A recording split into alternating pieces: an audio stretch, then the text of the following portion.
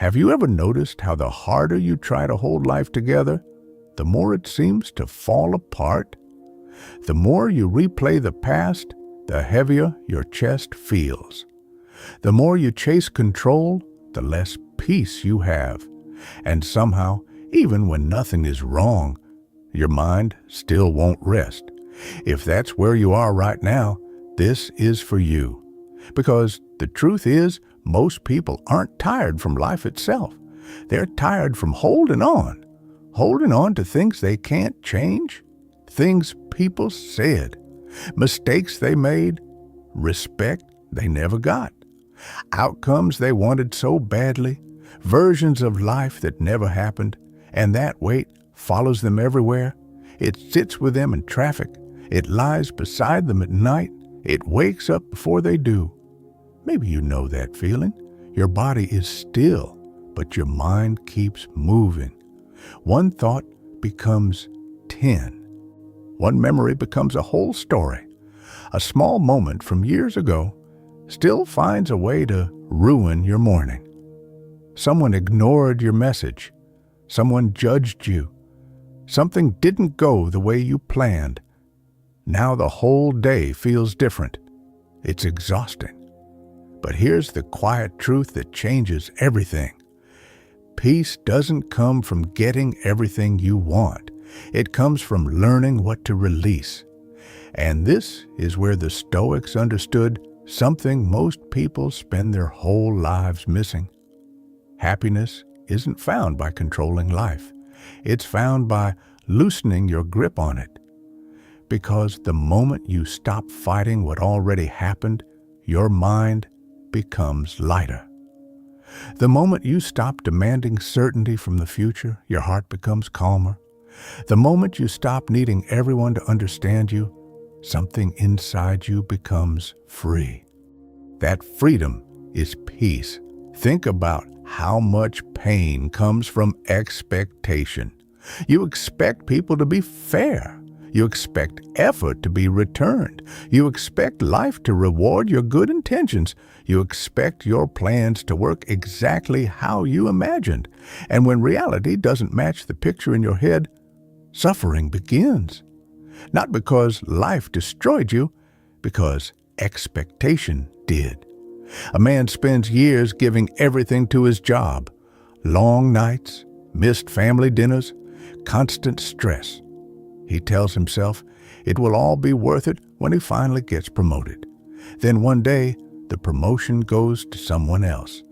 Now the pain isn't only disappointment, it's identity. He built his peace on something outside himself. This happens everywhere. A woman gives her whole heart to someone who slowly pulls away. She keeps checking her phone, rereading old messages, all wondering what changed, wondering what she did wrong. But her real pain is not only the distance, it's the refusal to let reality be what it is. She is fighting the truth. And fighting truth is one of the fastest ways to lose peace. The Stoic way is different. It asks a simple question. What is actually in your control? Not what feels personal, not what hurts, not what seems unfair. What is truly yours? Your effort, your response, your values, your thoughts, your next choice. That's it. Not their opinion, not the outcome, not timing, not the past, not luck, not how fast life changes. Once you really understand this, your whole inner world starts shifting because suddenly you stop spending emotional energy on unwinnable battles. You stop trying to rewrite yesterday. You stop trying to manage how people see you. You stop begging life to explain itself, and little by little, your peace returns. There's a quiet power in saying, "This is outside me, so I release it." Simple words, life-changing practice. Imagine someone speaks to you with disrespect. Most people carry that moment for hours, sometimes days. They replay the tone. Think of better responses. Build anger, build shame, build stories. But the Stoic mind sees something else. The words came from them. The suffering after came from you holding the words. That's the part you can change. You don't need to carry every sentence someone throws at you. Not every opinion deserves space in your mind. Sometimes peace is simply refusing to continue a conversation in your own head. Let that sink in. A lot of people think letting go means weakness, like you're giving up, like you're allowing life to win. But real letting go is strength. It takes strength not to chase closure from people who can't give it. It takes strength not to force revenge. It takes strength not to prove yourself every time someone misunderstands you. It takes strength to say, I don't need this burden anymore. That's power. There's a story that captures this perfectly. A man was insulted in public. Everyone around him expected anger, expected an argument, expected pride. But he stayed calm. Later, someone asked why he said nothing. He smiled and said, if someone tries to hand you something and you refuse to take it, who does it belong to? That's stoicism, not coldness, not suppression.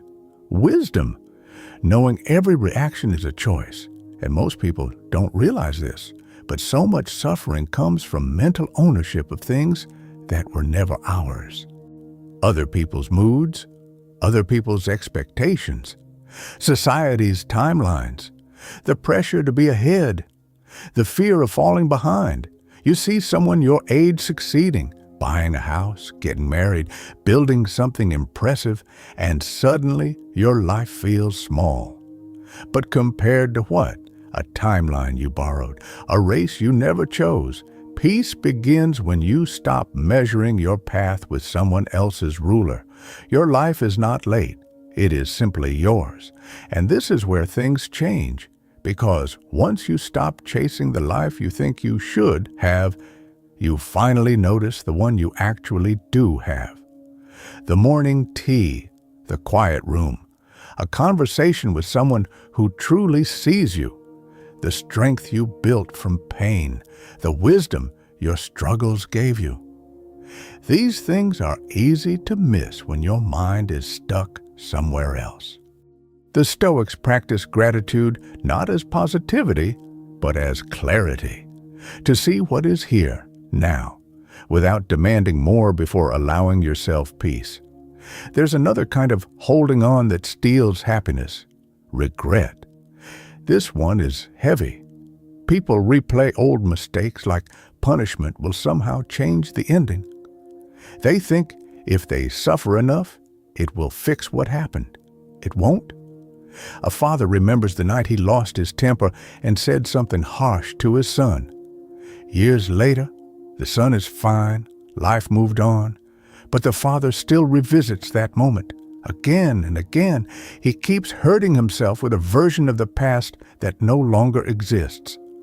The Stoic response is not denial, it's responsibility without self-torture. Learn, apologize if needed, do better next time, then put the stone down.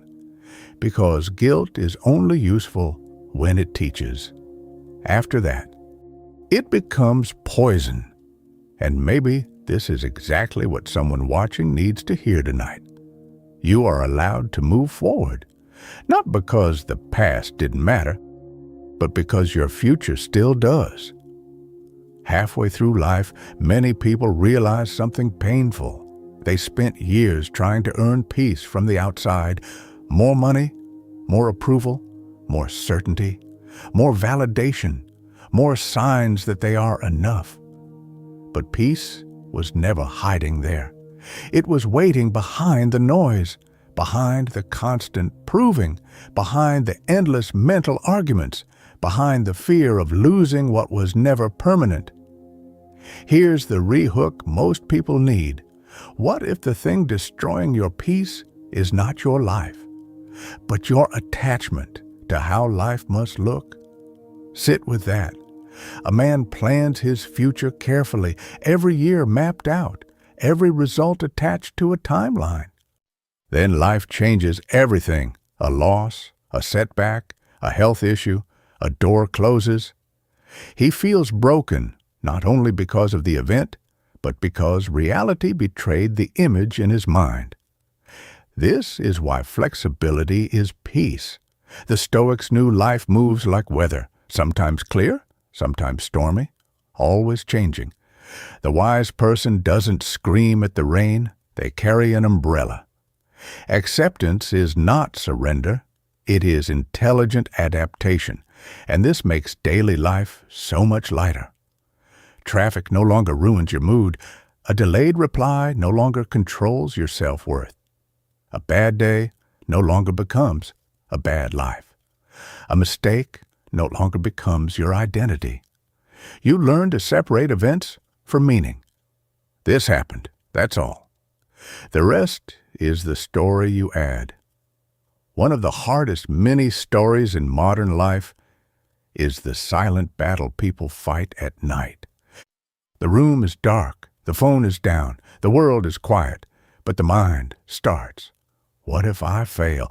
Why did they say that? What if I never become who I wanted? Why am I still stuck? Hours disappear in invisible battles. But here's the Stoic shift.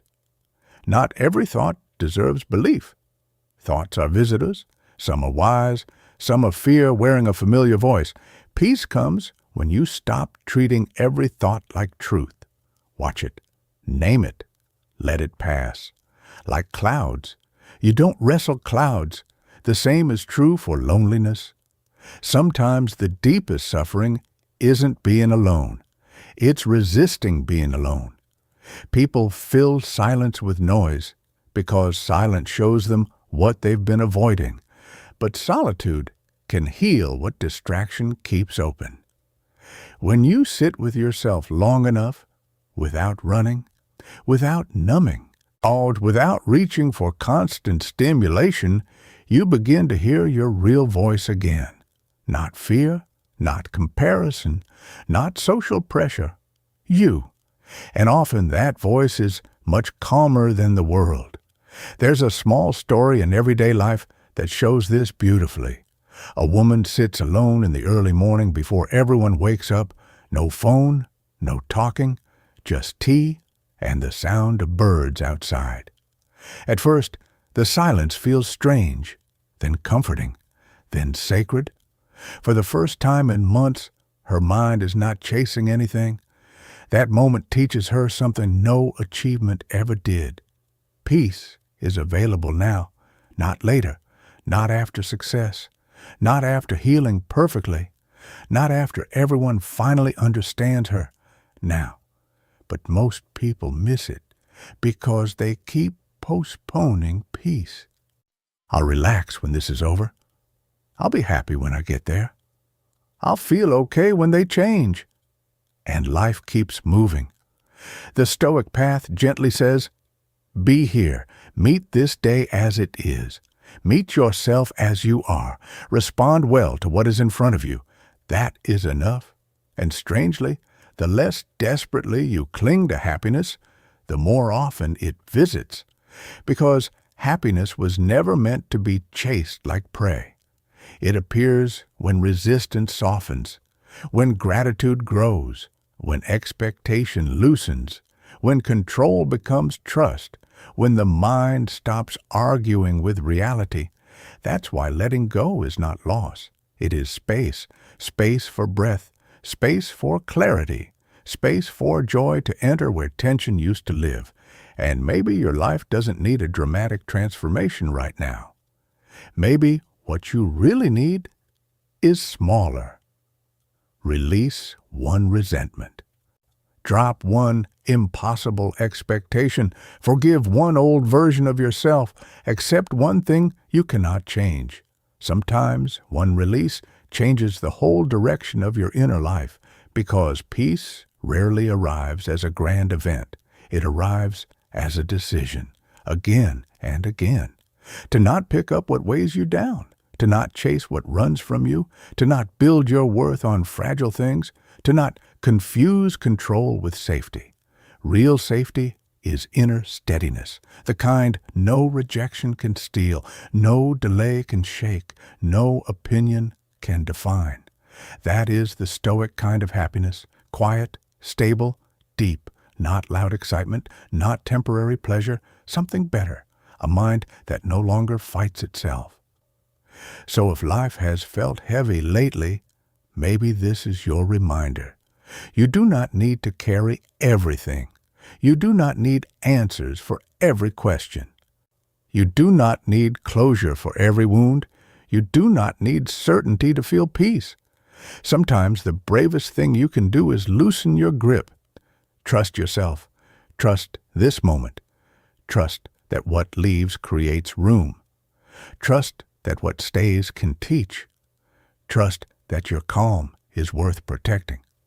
Because you are stronger than the chaos in your mind, wiser than the fear that visits at night, more capable than the version of you that still doubts. There is a calmer self inside you, a steadier self, a freer self, and every time you let go of what was never yours to control, you become that person a little more. Strong, quiet, unshaken, at peace. If this spoke to something real inside you, consider subscribing. And tonight, before you sleep, ask yourself one simple question. What can I finally release?